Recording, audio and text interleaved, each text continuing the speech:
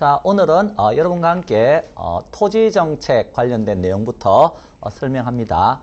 자, 토지정책 그랬을 때 거기에 보면 토지정책의 목표라든가 뭐 방향 이런 말이 나옵니다.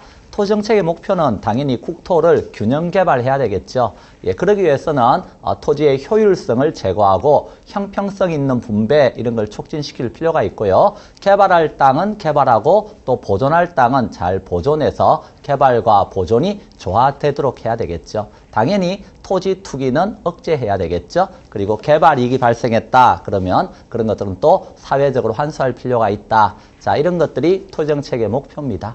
자, 그러기 위해서 그 토지정책의 방향, 즉 내용을 보시면 토지 소유 제도는 합리화시키면서 토지 이용 규제도 어때요? 합리화시키자, 즉 규제 제도를 일원화시킬 필요가 있다 하는 것이죠. 자, 그리고 토지를 개발할 때 보시면 민간 이제 토지개발 주체를 육성할 필요가 있다 하는 표현도 한번 봐두시고요. 토지거래를 합리화시킬 필요가 있다. 자, 그래서 전문적인 공인중개사 제도 이런 것을 합리화시켜서 이런 토지거래를 합리화하자 하는 것입니다. 자, 그리고 토지에서 특히 문제가 되는 게 뭐가 문제가 돼요?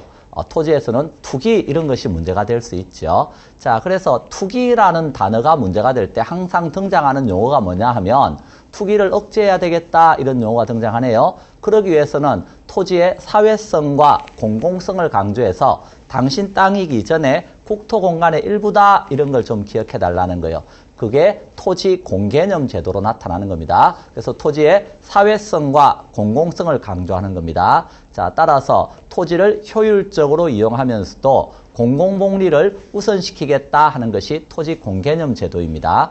자, 그래서 이 토지 공개념 제도는 거기에 보시면 자, 동그라미 3번에 토지 공개념은 토지 소유권의 절대적 자유권보다는 상대적 자유권을 강조하는 개념이다 하는 말을 좀 알아달라는 겁니다. 과거에 서구에서 야경국가 시절이 있었죠. 야경국가는 국가는 밤에 도둑만 잡아라, 즉 경찰의 역할만 하라, 개인의 소유권에 대해서는 터치하지 말라. 그랬을 때는 소유권의 절대성이 강조되었습니다. 근데 오늘날은 공공복리 개념을 도입해서 복지국가죠. 그래서 복지국가에서는 개인의 소유권도 공공복리를 위해서는 제한받을 수 있다 하는 사고방식으로 이어지는데요. 그것이 토지 소유권의 상대적 자유권이다 하는 표현으로 나타나는 겁니다. 자, 그래서 그런 내용 한번 읽어보시고요. 특히 우리나라에서 토지 공개념 3대 입법이라고 하는 법이 있었어요. 뭔 법이냐 하면 1988년 그럼 여러분 어떤 생각나요? 1988년 대부분의 사람들은 올림픽 기억하시겠지만 부동산 학적인 관점에서 보면 1988년은 노태우 정부 들어서면서 자, 주택 건설 200만 호 사업이라고 하는 사업이 이때 진행이 됩니다. 그래서 지금 1기 신도시에 해당하는 일산이나 분당, 평촌, 중동, 삼본 이런 1기 신도시가 그 당시 만들어지게 되는데요. 그래서 90년대 초반에 들어서면서 이 지역에서 투기가 생기는 거예요. 그러면 투기를 억제하기 위해서 이제 법을 제정하게 되는데 그 법이 세 가지 법이다. 그래서 대표적인 토지 공개념 3대 입법이라고 표현을 하는 겁니다. 자, 그래서 여러분 교재 281쪽 쭉 내려오면 4번에 토지 공개념 도입 강화라는 파트를 보면 그 3대 입법이 자세하게 쓰여 있네요. 토지 초과이득세법이라고 하는 것과 택지 소유 상한에 관한 법률, 그리고 개발이익 환수에 관한 법률, 이런 세 가지 법이 만들어집니다. 자, 그런데 이 법들은 90년대 후반 오면서 IMF 터졌잖아요. 그럼 IMF 터지니까 어떤 일이 생겼냐면 오히려 부동산 가격이 폭락하고 그래서 문제가 되었죠. 그래서 이런 이제 투기를 억제하고자 하는 이런 규제법들이 이제 90년대 후반 들어서면서 이제 위헌 판결을 받게 됩니다. 그래서 택지 소유 상한에 관한 법률 같은 경우는 택지 소유의 상한선을 정한다는 것 자체가 자본주의 국가에서 맞지 않다. 그래서 위헌 판결을 받고요. 또 토지 초과이득세법도 마찬가지입니다. 토지 초과이득세, 즉 토지를 초과해서 많이 가지고 있으면 이득으로 받는데 양도해서 팔거나 그러지 않았는데 단지 가지고 있다는 것만 가지고 어때요? 초과이득이 있다고 보는 것은 문제가 있다. 그래서 역시 이제 위헌 판결을 받고요. 그래서 지금 하나 남아 있는 법이 뭐냐 하면 개발이 환수에 관한 법률, 요 법은 하나 남아 있습니다. 그래서 시험에서 아주 간단하게 어떤 문제도 물어봤느냐면 282쪽에 그 핵심 문제 보니까 법령을 기준으로 해서 현재 우리나라에서 시행되고 있는 부동산 정책이 아닌 것 이렇게 물었어요. 그때 그 동그라미 4번에 보시면 택지 소유 상한에 관한 법률이라는 말이 나오죠. 예, 이 법은 어떻다 90대 후반에 폐지되었습니다. 자, 그래서 이와 관련된 내용들도 이제 같이 상식선에서 알아두시면 좋겠습니다. 자, 그리고 282쪽에 나오는 토지정책 수단이 나옵니다. 이 토지정책 수단은 또 시험에서 자주 물어봅니다. 그래서 잘 알아두셔야 되는데요. 그럼 토지정책 수단과 관련해서 우리는 어떤 내용이 있습니까? 그랬을 때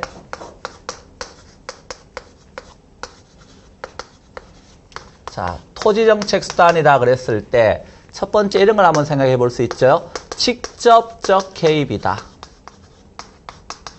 자, 직접적 개입이라는 말은 여기가 시장입니다. 시장에 직접 들어간다는 거예요. 누가 직접 들어가는 거예요? 우리가 배우는 게 정책이니까 정부가 직접 들어가는 거예요. 그럼 정부가 직접 들어가면 뭘 해야 되는 거예요? 수요자나 공급자 역할을 적극적으로 수행해야 되겠죠? 그게 뭐다? 직접적 개입이에요. 그럼 이런 직접적 개입은 정부가 시장을 지금 신뢰하는 거예요? 신뢰하지 않는 거예요? 신뢰하지 않는 겁니다. 시장을 불신하니까 내가 직접 들어가서 부동산 문제 해결하겠다 이런 거예요. 그러면 그 직접적 개입에서 283쪽 메뉴에 나와 있죠. 정부나 공공기관이 토지시장에 직접 들어가서 무슨 역할을 하겠다는 거죠? 수요자나 공급자 역할을 직접적으로 수행하겠다 하는 방법입니다. 자, 그래서 이 경우에는 정부 쪽으로 소유권의 이전 이런 것을 포함하고 있다 하는 겁니다. 그럼 직접적 개입의 대표적인 방법이 뭐가 있습니까? 하고 보니까 초과 매수 방식, 토지연행 제도, 공영개발, 토지 수용, 공공임대보유제도, 토지구역 정리사업 이런 것들이 다 어디에 속하는 거다? 직접적 개입에 속한다는 겁니다. 그래서 이런 말들이 무슨 말인가 하는 것은 뒤에서 하나씩 다시 살펴보기로 합니다. 자, 그래서 적어도 직접적 개입이라고 하는 것은 정부가 직접 시장에 들어가서 수요자나 공급자 역할을 적극적으로 수행하는 것이다 하는 것을 알아두시고요. 자, 그러면 직접적 개입이 있으면 두 번째 간접적 개입도 있습니다. 자, 간접적 개입이라고 하는 것은 여기가 시장이라는 걸 이제 아시죠? 시장에 누가 있어요? 수요자와 공급자가 있는데 원래 시장기구라고 하는 것은 여기 누가 있는 거예요? 민간이 있는 거죠. 그래서 사적 주체가 있는 겁니다. 그러니까 사적 주체가 수요자나 공급자 역할을 그대로 하는 것이고요. 정부는 요 바깥에서 뭐 한다는 거예요? 간접적으로 개입하더라 하는 겁니다. 자, 그러면 어떤 것입니까? 그랬을 때 우리 지난번에 이런 거 배웠죠. 시장에 맡겨놨더니 시장 실패가 생기더라. 즉 과소 생산되거나 과대 생산되더라. 그럼 과소 생산되면 어떻게 돼요? 보조금을 주면서 정부가 더 만들어라 그럴 수 있죠. 또 너무 많이 만들면요. 부담금을 부과하거나 조세를 중과하거나 이렇게 해서 어때요? 생산량을 줄일 수도 있죠. 자, 그런 것들이 다 뭐다? 간접적 개입이에요. 그리고 정보의 불확실성과 비대칭성 이런 게 있으면 시장 실패가 생길 수 있다는 거 배웠잖아요. 그럼 어떻게 해주면 돼요? 정부는 그 정보가 원활하게 유통될 수 있도록 지리정보 시스템 이런 걸 구축한다든지 또는 등기나 취적 이런 걸 다 전산화시켜서 누구든지 쉽게 그 정보에 접근할 수 있도록 해준다든지 부서 간의 협조체제 구축해서 이런 정보 유통이 원활하게 될 수 있도록 해주면 되겠죠? 그래요. 그런 것들을 뭐라고 쓴다? 간접적 개입이라고 쓰는 거예요. 자, 그래서 그 간접적 개입에는 대표적으로 283쪽에 보니까 토지시장에 결부된 경제적 동기를 직접적으로 조정한다. 그 경제적 동기가 뭐였어요? 부담금을 부과하거나 조세를 중과하거나 또는 보조금을 지급하거나 이런 것들이었죠. 자금 융통, 금융을 지원해 준다든가 이런 거. 그리고 토지시장에서 원활하게 여건을 조성하거나 토지시장의 원활한 기능을 저해하는 요인을 제거해 주자. 조금 전에 말했다시피 양질의 질정보 시스템을 구축한다든지 지적이나 등기 이런 걸 다 전산화시켜 둔다든지 협조체제 구축하고 이런 것들을 간접적 개입이라 그래요. 자, 세 번째 하나 더 있죠. 우리 책엔 1번으로 나와 있는 토지 이용 규제라고 하는 게 또 있습니다. 그래서 이번에는 토지 이용 규제라고 하는 표현이 나오는데요. 말 그대로입니다. 토지의 이용은 누가 하는 거예요? 민간에서 토지를 이용하는 겁니다. 그런데 그 이용이 사회적으로 바람직한 방향이 되도록 법률적, 행정적 조치들을 동원해서 정부가 뭐 하는 거예요? 규제하겠다 하는 것입니다. 자, 그래서 토지 이용 규제의 가장 대표적인 것이 지역지구제 이런 것이 되겠습니다. 그래서 지역지구제라고 하는 것은 자, 여기에 주거지역 이렇게 지정해 두면요. 내 땅이라도 어때요? 그 이용이 규제받을 수 있다는 거예요. 내 땅에 공장 지으려고 해도 안 돼. 왜?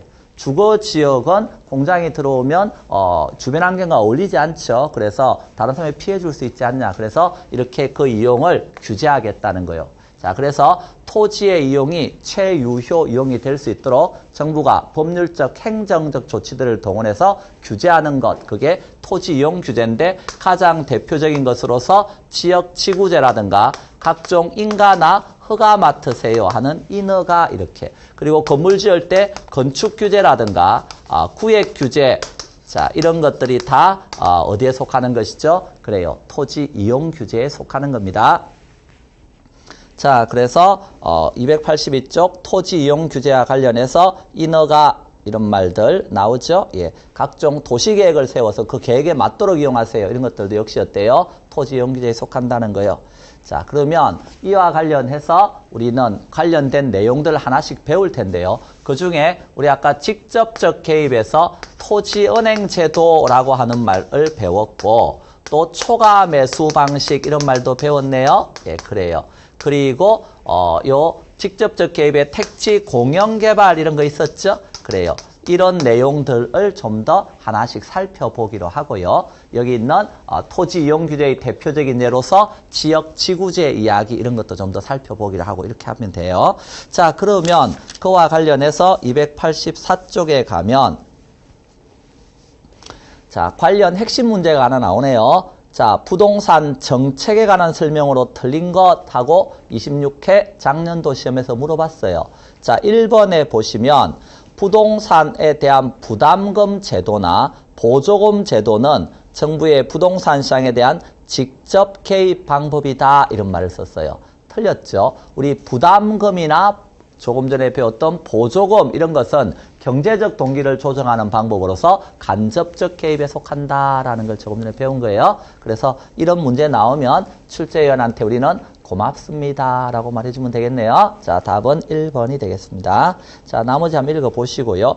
자, 284쪽 맨 밑에 지역지구제 이야기가 나옵니다. 지역지구제는 조금 전에 배웠던 토지 이용 규제의 가장 대표적인 방법이 지역지구제인데요. 지역지구제는 어울리는 용도는 모아놓고 어울리지 않는 용도는요. 서로 떨어뜨려 놓고 이렇게 함으로써 뭐를 제거하고자 하는 거죠? 부의 외부 효과를 제거, 감소시키고자 한다 하는 것이 지역지구제가 되겠습니다. 그래서 부의 외부 효과를 제거, 감소시켜서 토지를 어떻게 이용하겠다? 효율적으로 이용하겠다 하는 것입니다. 그래서 토지용의 효율성을 제고하고자 하는 정책이 지역지구제입니다. 자, 그러면 지역지구제는 개발할 땅은 개발시켜 두고 보존할 땅은 보존시켜 두겠네요.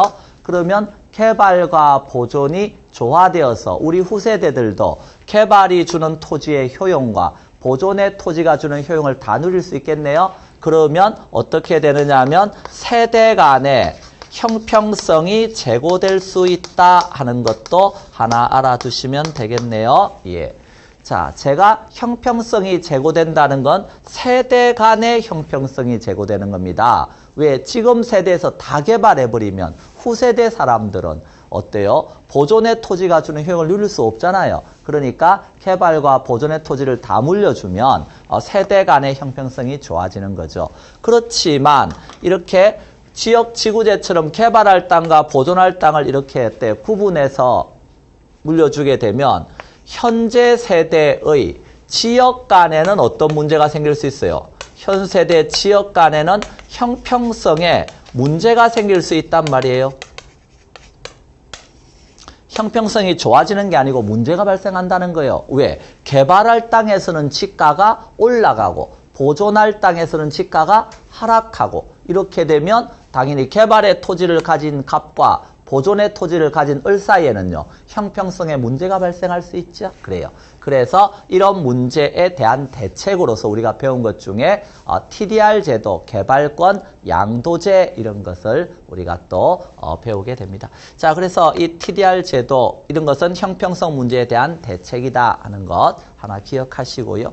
자, 그러면 그 지역지구제에서 특히 봐두셔야 될 것은 목적입니다. 목적. 285쪽 메뉴에 동그라미 2번에 사적 시장이 부의 외부 요가에 효율적으로 대처하지 못해서 시장 실패가 생길 경우 지역지구제는 정부에 의한 부동산 규제 한 수단으로 이용됩니다. 자, 그래서 지역지구제는 이제 부의 외부 요가에 대한 대책이다 하는 것 봐두시고 또 동그라미 3번에 토지자원의 개발과 보존의 적절한 조화를 통해서 토지자원의 활용 측면에서 세대 간의 형평성 있는 이용을 도모할 수 있다. 즉 세대 간의 형평성이 제고된다 그랬어요. 지역 간의 형평성이 제고된다 그러면 안 돼요. 예. 자, 그렇게 알아두시고 지역지구제의 효과입니다. 자, 지역지구제라고 하는 걸 시행하게 되면 어떤 효과가 생깁니까? 그랬을 때 지역지구제 한번 생각해 보세요. 어울리는 건 모아놓고 어울리지 않는 건 떨어뜨려 놓는다 그랬죠? 그러면 이제 이 지역에 공장도 있고 주택도 있고 뭐 그런 지역이었는데 이 지역을 주거지역으로 딱 지정했다고 생각해 보세요. 그럼 어울리지 않는 이용은 이제 못 들어와요. 그러면 쾌적해지겠죠? 그러면 단기적으로 어떤 일이 생겨요? 학개론에서 단기, 장기 논할 때 단기는 신규 공급이 되지 않을 만큼 짧은 기간이다라고 제가 말씀을 드렸어요. 그래서 이거는 단기적으로는 신규 공급이 안 되니까 뭐가 변해요? 수요가 변하겠죠. 그래서 단기적으로는 지역지구제를 시행하면 어울리는 용도끼리 모이게 되니까 쾌적해지고 그래서 이제 어울리지 않는 이용 때문에 발생하는 위험이 줄어드는 거예요. 그러면 수요가 증가. 수요가 증가하면 가격이 어떻게 될까요? 올라가겠죠. 그래서 단기적으로는 수요가 증가하게 되고 가격은 뭐 하게 될 거다? 상승하게 될 거다 하는 것이 단기적 효과입니다. 자, 그러면 단기적으로 이렇게 가격이 오르면 공급자들이 뭐라고 외치겠어요?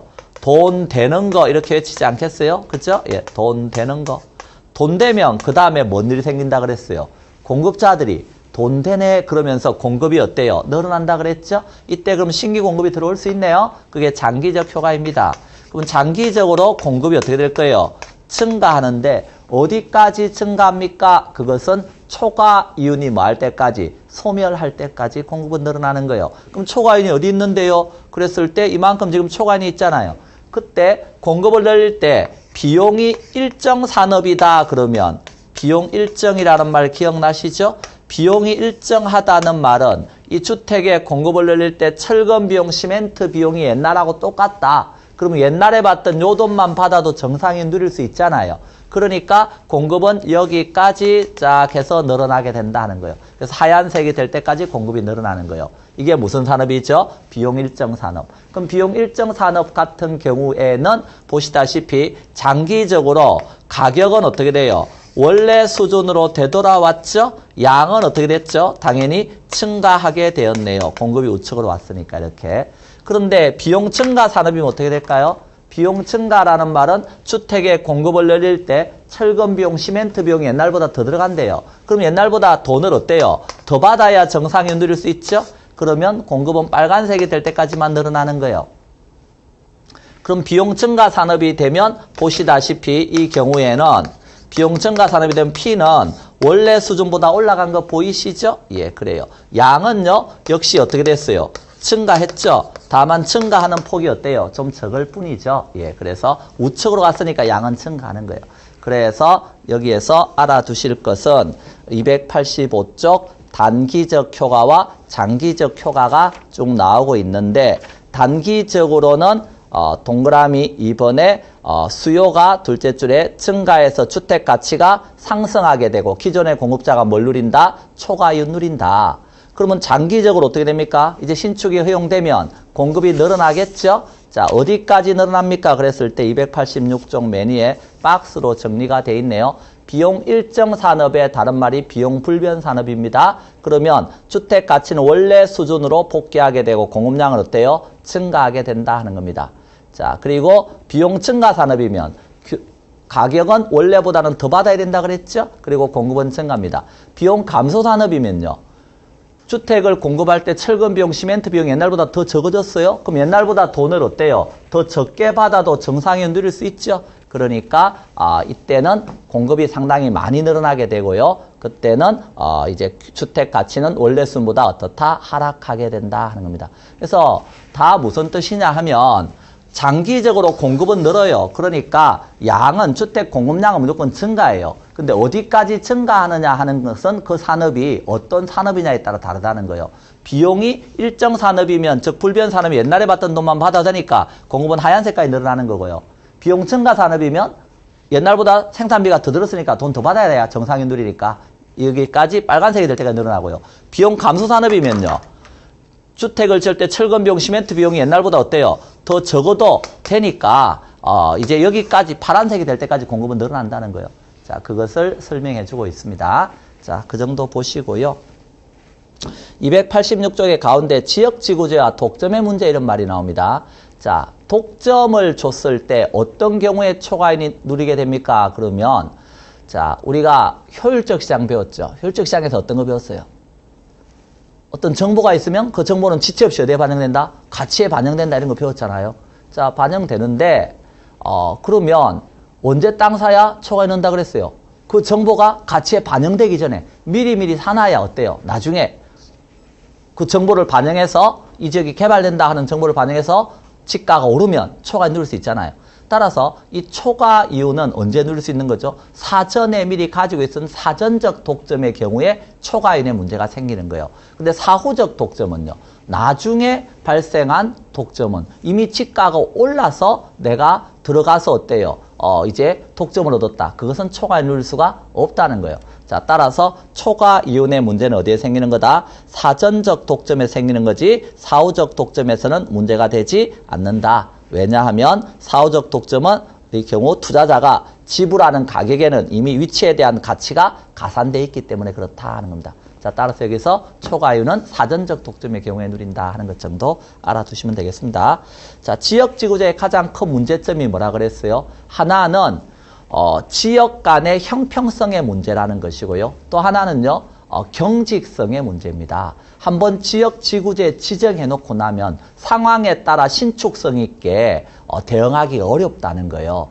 그래서 거기에 대한 해결책도 결국 뭐가 되는 거예요? 보완책도 신축성을 부여하거나 이런 지역 간의 형평성 문제를 완화시키고자 하는 정책들이 보완책이 됩니다. 근데 뭐 지금까지 이 보완책까지 시험에 나온 적은 크게 없기 때문에 여러분들이 가볍게 한번 읽어보시고 넘어가면 되겠습니다. 자, 288쪽에서 관련 핵심 문제에서 틀린 것 하고 물었는데요.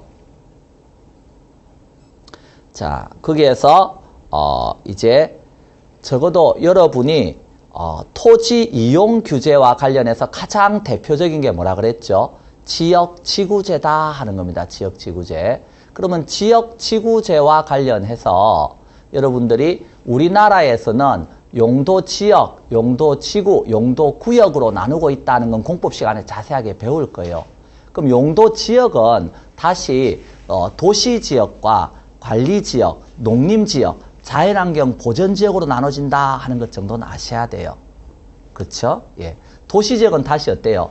주거지역과 상업지역, 공업지역, 녹지지역으로 나눠진다. 이런 내용은 여러분이 공법 시간에 하나씩 자세하게 배웁니다.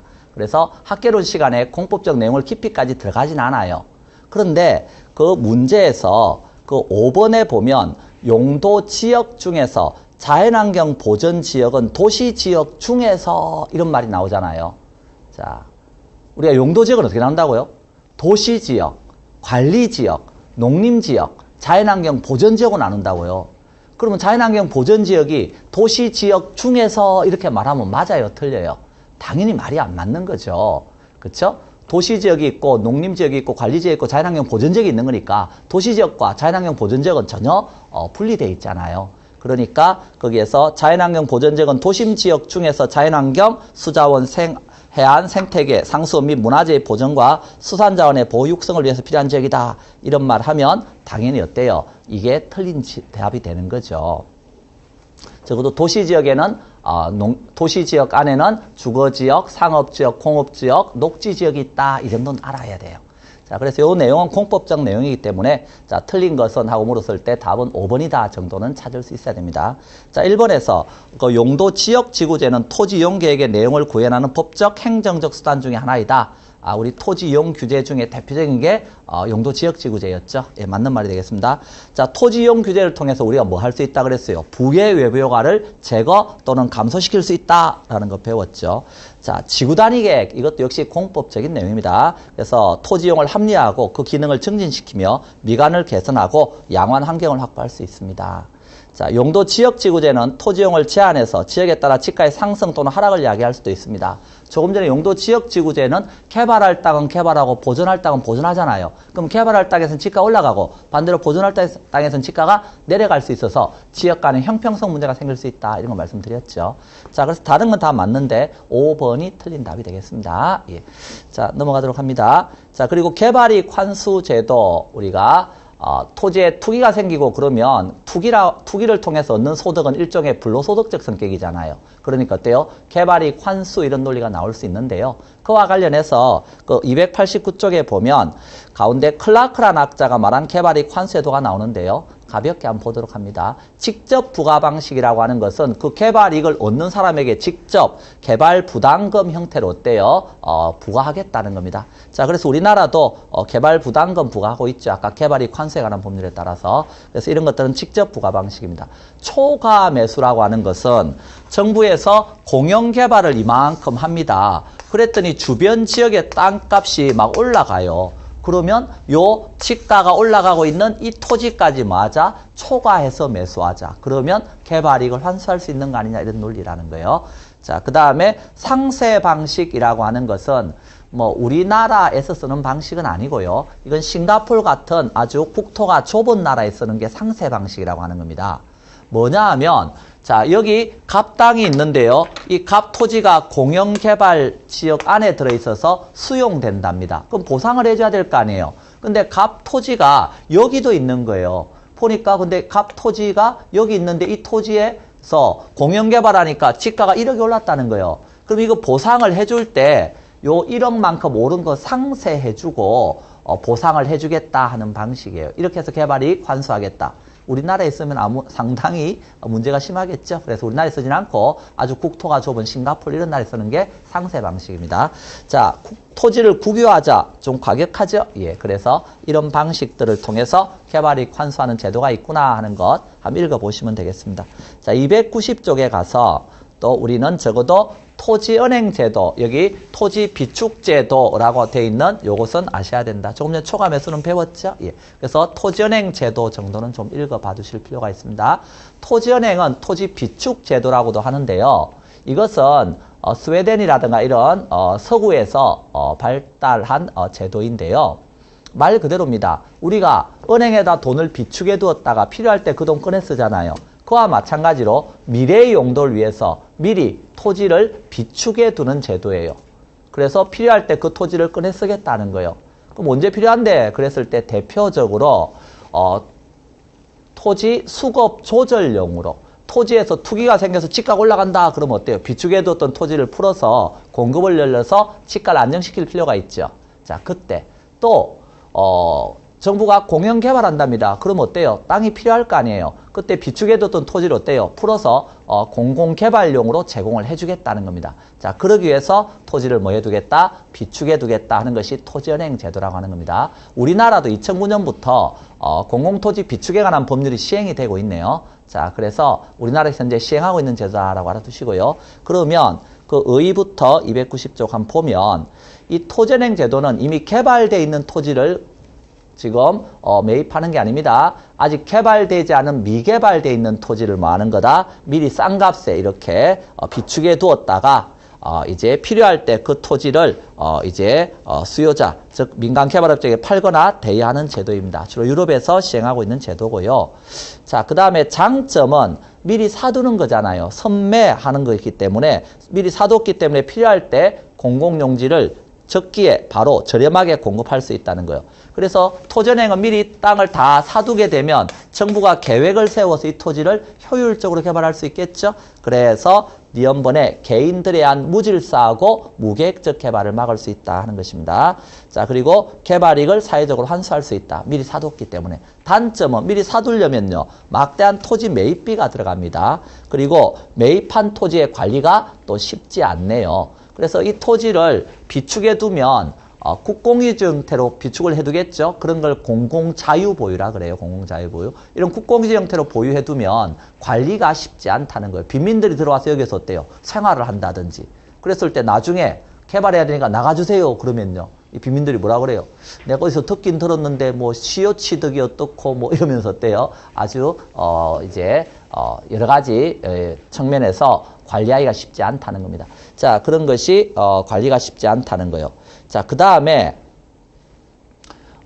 이 토지를 정부가 비축해 둔다 그러면 어떤 생각하겠어요? 여러분이나 저도 언젠가는 이 토지 뭐 이런 개발할 때 쓸 수 있겠네. 그럼 나도 옆에 땅 사놔야지 이런 생각할 수 있죠. 그러면 정부가 자체가 지가를 올리는 투기자 역할을 할 수도 있다. 자, 이런 것들이 단점이 되겠습니다. 한번 읽어보시고요. 291조 그 공공토지 비축에 관한 법률 이야기를 쫙 써놨으니까 한번 읽어보시면 이해가 됩니다. 그래서 여러분이 그 정도는 한번 읽어보시기 바랍니다.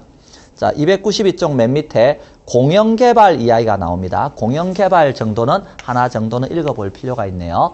자, 공영개발이라고 하는 것은 말 그대로입니다. 국가나 지자체가 사업 시행자가 되어서 개발하는 겁니다. 그러면 장점도 있고 단점도 있겠죠. 공영개발은 우리가 나중에 개발해서 다시 배우겠지만 이런 것들은 어떤 것이죠? 매수 방식, 즉 수용 방식을 통해 개발하는 겁니다. 그렇기 때문에 그 장점에 보면 다 수용을 한다는 것은 이제 이 땅에서 대량으로 택지를 확보할 수가 있다 하는 것입니다. 그래서 정부가 계획을 세워서 효율적으로 개발할 수 있겠죠. 그리고 여기서 발생하는 개발이익은 다 사회적으로 말 수 있고 환수할 수 있고 그런 것들이 다 장점이 되겠죠. 근데 단점은요, 이게 전면 수용하려면 아무래도 이제 소유자들하고 여러 가지 민원이라든가 이런 게 많이 생긴다는 거예요. 그 보상과 관련된 마찰이 많이 생길 수 있고요. 또 수용을 하려면 막대한 용지보상비가 지출돼야 되잖아요. 그러니까 사업 시행할 때 초기에 막대한 용지보상비가 지출되다 보면 이제 주변 지역에 또 통화량이 돈이 많이 풀리니까 주변 지역의 지가라든가 이런 것도 올릴 수 있다 하는 단점이 있다는 겁니다. 자, 그래서 뭐 그런 것들 한번 읽어보시면 됩니다. 크게 어려운 내용 없으니까. 자, 나머지 것들은 여러분 한번 읽어보시고요. 294쪽에서 관련 핵심 문제 맨 밑에 그 23회 때 나왔던 부동산 정책에 관한 설명인데 틀린 것 이래 물어본 내용이 있죠. 자, 그때 답만 보겠습니다. 자, 5번 한번 보세요. 보금자리 주택의 건설 공급은 정부가 부동산 시장에 간접적으로 개입하는 방법이다. 우리 시장에 개입하는 방법에는 직접적 개입, 간접적 개입, 토지 이용 규제가 있다는 거 배웠죠? 그 중에 보금자리 주택을 지어주겠다는 건 정부가 직접 시장에 들어가서 공급자 역할을 하는 거잖아요. 그러니까 이건 직접적 개입이다 이렇게 말해야 되겠죠. 그리고 295쪽에 관련 핵심 문제에서 다음 중 우리나라 정부의 부동산 시장에 대한 직접 개입 수단은 몇 개인가? 즉 직접적 개입은 뭔가 하는 걸 물어본 거죠. 그때 공공토지 비축, 이건 토지은행 제도니까 정부가 직접 들어가서 그 토지를 비축해 두는 거니까 직접 시장에 들어가서 수요자 역할을 하고 또 나중에는 그 토지를 공급해주고 하는 공급자 역할을 하겠죠. 그러니까 직접적 개입이고요.